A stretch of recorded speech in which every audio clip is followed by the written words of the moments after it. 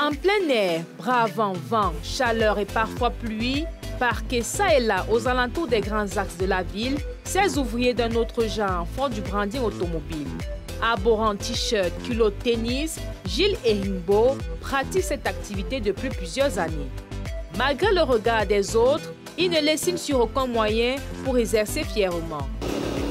Mon autonomie tout simplement. Parce que je suis autonome. Je fais moi-même mon temps et je travaille comme il se doit. C'est-à-dire, je peux venir au travail aujourd'hui, comme je peux dire que je ne viens pas. C'est à peu près ça. Les aléas de la vie et bien plus son coût ayant atteint un niveau plus qu'élevé, il n'a pas eu de choix que de s'y mettre, comme la majorité de ses confrères. Le chômage, on n'a pas de choix, il faut chercher quelque chose pour qu'on puisse être à la charge de soi-même. C'est pour cela. Les débuts de tout métier ont toujours une représentation précise. Et ce n'est pas dans ce domaine que cela sera différent. Il faut un peu de volonté pour s'accrocher et ne pas désespérer. C'est toujours difficile quand on arrive quelque part, c'est pas facile. Mais au fil du temps, vous comprenez pourquoi vous êtes là et vous acceptez. Vous acceptez tout le monde et ce que vous faites.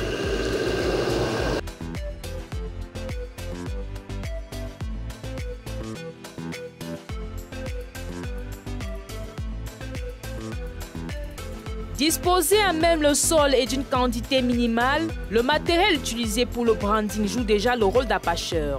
Car y jetant un simple regard, l'on est déjà fixé.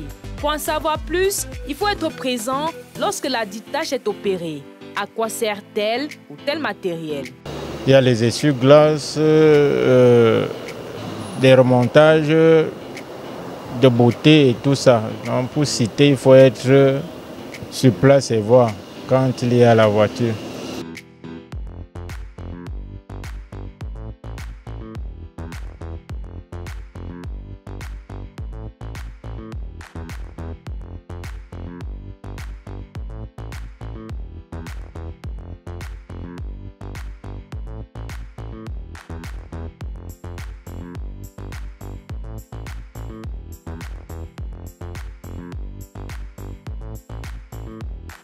Lorsqu'un véhicule s'approche du trottoir, c'est au pas de course que ces jeunes se ruent vers ce dernier. Alors commence la présentation des services, chacun se vend comme il peut et c'est toujours le plus convaincant qui réalise le travail effectué. Avec ce véhicule, Gilles n'a pas eu cette chance. Je propose la pellicule anti-solaire, c'est-à-dire filmer les vitres. Ça dépend maintenant de la couleur. Le client veut ce qui est sombre ou clair parce que les gens ont tendance à dire que fumer les vitres, c'est pour les bandits. Mais non.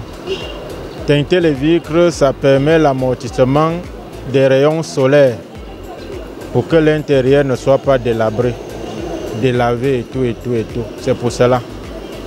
Il y a donc les tons. Il y a le noir qui sert de camouflage. Et il y a le moins noir.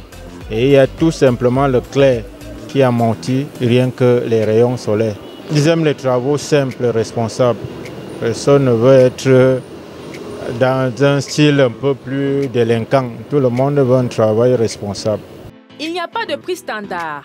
C'est en fonction de la bonne volonté du client qu'il perçoit sa pitance. Tout se joue sur la satisfaction de ce dernier. Ça dépend, il n'y a pas de prix. Vu que nous sommes à la main, du moment où vous pouvez avoir 500, vous acceptez les 500 et vous attendez celui, parce qu'ici il s'agit des âmes de bonne volonté, de bon cœur. Quelqu'un peut venir aujourd'hui et décider de vous donner même l'argent que vous n'avez jamais eu. Donc il y a des gens qui ont un bon cœur, ils disent bon, voilà, va te débrouiller avec. Je ne peux vraiment pas vous donner un prix. C'est difficile de vous donner un prix parce qu'il y a un client qui peut arriver aujourd'hui, vous travaillez, il vous donne 10 000 francs pour une voiture. L'autre arrive, il essaie de comprendre et voir votre adresse sur le travail, il ajoute 2 000. L'autre arrive, même il négocie, ça dépend. Ça dépend, il ne peut pas vous dire que c'est comme ça, c'est comme ça. Donc il y a les travaux qui sont vraiment... Le prix est fait comme ça. Il n'y a pas une base sur les prix. Pour avoir la clientèle, tous attendent les bouchons pour proposer leurs services. Les embouteillages jouent ainsi un rôle particulier dans cette recherche. On l'attend. Bon, on a déjà fait du temps quand même. Les clients quittent pour arriver jusqu'ici. Donc il y a ceux qui savent qu'on est là et d'autres qui découvrent en passant. Quand il y a les embouteillages, nous sommes en train de faire un travail. Il leur revient. Ce n'est pas évident. Il y a ceux qui bricolent et ceux qui font le bon travail. Ce n'est pas évident. Mais on fait avec. On est obligé de tout partager, de se comprendre.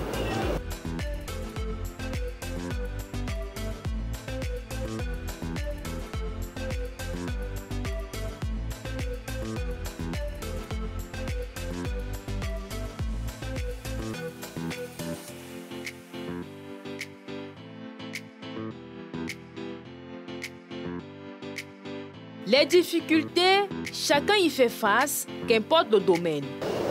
On se dit peut-être que bon, on est à la solde, certains quoi, les imbus se disent qu'on est à leur solde et il faut que ça arrive. Et bon, de quelque part ils ont raison parce qu'on est tous confondus. Il y a la mauvaise graine, ça fait que quelqu'un essaye d'abord de se protéger. Mais à la fin, il parvient toujours à comprendre que parmi nous, il y a des responsables et des pas responsables. Dans ce secteur, M. Mbo a sa période de chiffre d'affaires, ce qui est différent des autres. Quand il fait chaud, c'est en ce temps-là que bon, mon côté essaye d'aller mieux. Parce que tout le monde est face à la chaleur et comprend les autres conseils. Que va fumer les vitres parce qu'il fait chaud, ainsi de suite.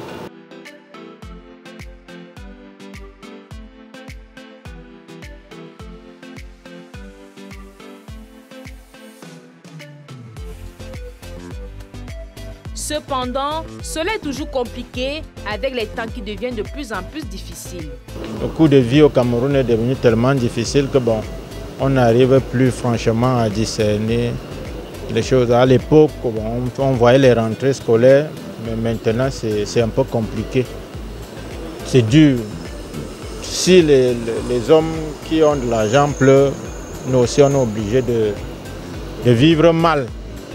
Avec cet état des choses, difficile pour lui d'affirmer qu'il arrive à joindre les deux bouts. On ne gère pas la fin du mois, on accepte la fin du mois. On ne peut plus la gérer vu que nos aînés pleurent. Comment moi je vais sourire? Je ne peux pas dire que je parviens à joindre, mais on accepte. On fait avec ce qu'on a, on dit Dieu merci. Malgré toutes ces péripéties, il réussit tant bien que mal à s'auto-gérer. Chaque secteur d'activité est important et chacun, jeune, adolescent, peut sortir de l'oisiveté et bien plus du banditisme, car il n'y a pas de sous-métier.